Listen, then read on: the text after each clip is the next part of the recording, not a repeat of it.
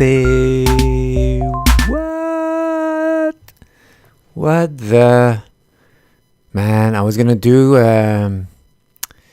go over markets, do a market review podcast tonight, but I just read up on some of a retweet from Next Big Trade on Twitter about media's social media stocks not doing too good. And then I saw their socl and said, what's that? And there's an actual ETF covering social media stocks. So it's the Global X Social Media ETF. It's traded on... Where's it traded on? On NASDAQ. And when I saw that, I said, wow, I love that. Whenever I get a stock now, I'm probably look for its ETF, for its industry. It's a part of Stan's forest tree approach. How's the index doing? Stage 2. You want to play stage 2 your stock? Index stage 2, check. Sector stage 2, check. Industry, well, industry, there's a S&P subdivisions, industries. And then you could check your stock if it belongs to that, if it's in the stage 2. And you could compare it to the rest. But having just a social media ETF, you're giving even more precision, comparing yourself to your peers. And for the cannabis stocks, we had HMMJ. That's a cannabis, they call it an index, but it looks like an ETF. And for social media, guys, man, I'm going to start comparing that. So when I do my first trees, I'll be adding SOCL to that. And that, the holdings is pretty much 14% Twitter, 11% Facebook, 10% Tencent holdings. I don't know what that is. And 5% Alphabet Inc. I think that's Google.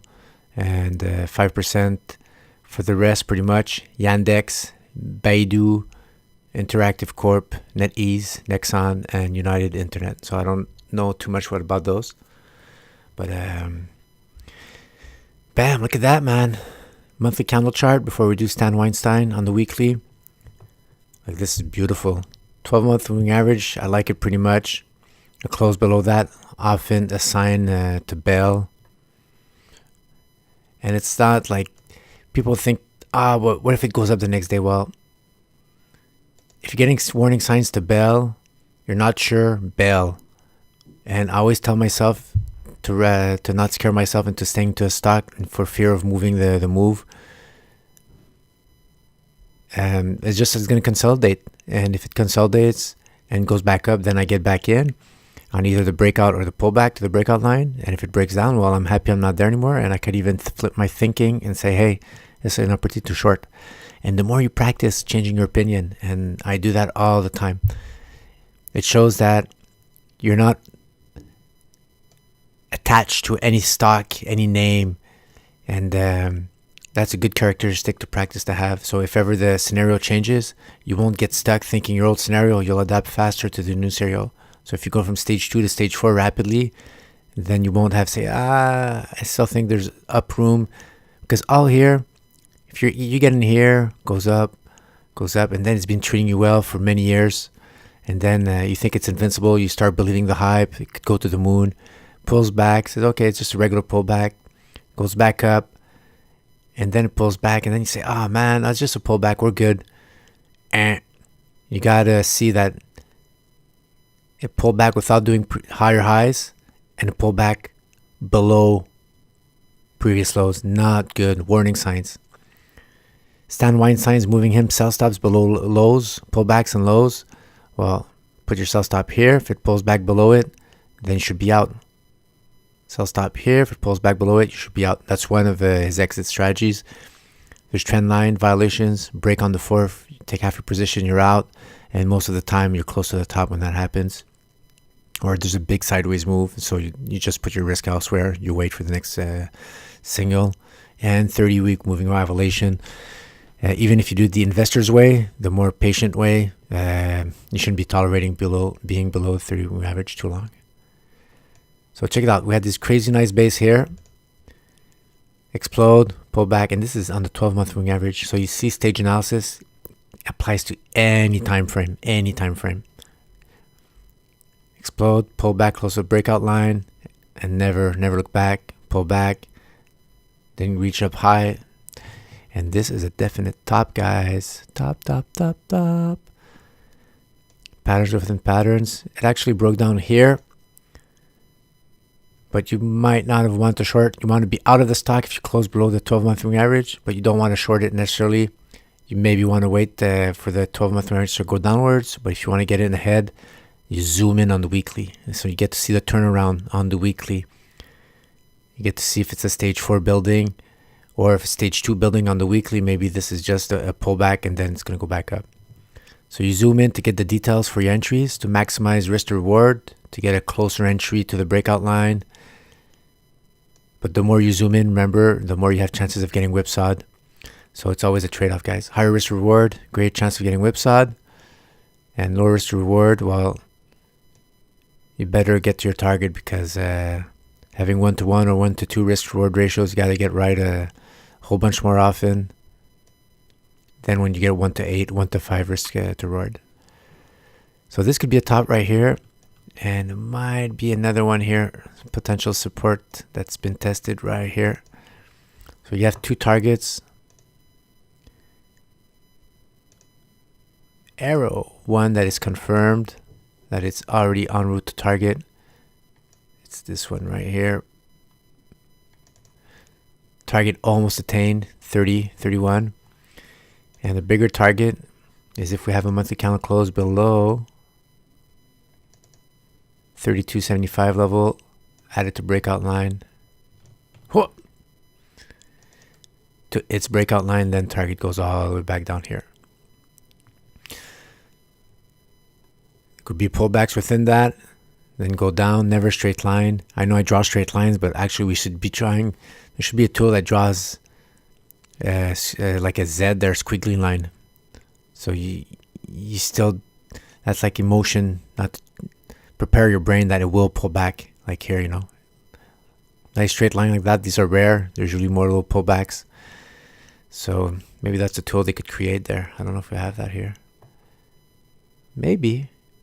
Ooh, I'm gonna have fun there. All right, let's zoom in. Weekly. That's social media ETF. Beautiful, beautiful. Stage 1, stage 2. Had a pullback, even had a rough time. Went below 3-week average. You could have probably exited here maybe. And after that, another breakout, continuation. Trend line.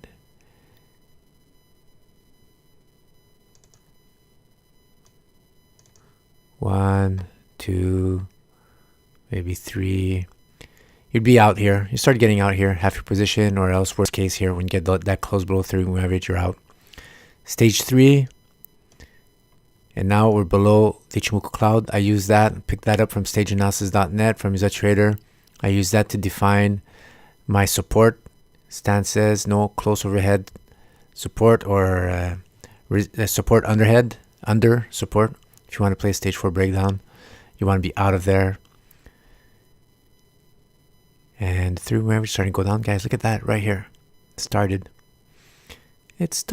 Oh no. So we're zooming in on the weekly to get details for entry. And there's already a lot of downwards move, underperforming the SPX. Actually started right here. These crescendo red volume candles here. You don't want to see that. Right here. There's a pullback here, but it wasn't on a high green candle. Still low volume. Not a good sign. But that's the last line of support here. It's going right through here. This Ichimoku cloud defined support. It's working for it. So actually it broke down here. Right, the red starts, the Mansfield indicator. That means that you're below 3-week average, and the 3-week average is declining, and you're underperforming the SPX. A lot of the criteria we look for. And the only reason we might not have entered is that Ichimoku cloud support. So what happened? Complete breakdown, pull back up, and now this could be. We're going on to these targets, guys. So I don't know what it's gonna look like here. Let's use my magical pen. Maybe close to this target, then back down when it hits that target. Maybe back. Yay, I know the future. So that's a definite stage 4, guys. But we just want to wait for the end of the week here to play here. Or you could wait for the pullback to the breakout line. You could always imagine here how this formation is going to lay out. And then if this is a pattern, another launching pattern within a bigger pattern, and this is the breakout line right here at 32 level, then if you don't want to, at the end of the week it's too low, and then you have too much of a low risk to reward ratio, you could always wait for the pullback. If it's not on high green volume, then you could short here. So that's how you maximize your risk to reward. Put the sell stop on top of that or above here if you're doing it the really safe way. And then you're really close. And then you just ride all this, the trend, the monthly candle trend, everything's just going to suck it down. So instead of getting whipsawed, price action is going to go down. So that's how I see it, man, for social media. Is this I don't know what's that going to do to the NASDAQ, but stage 4. All right. Ciao, guys.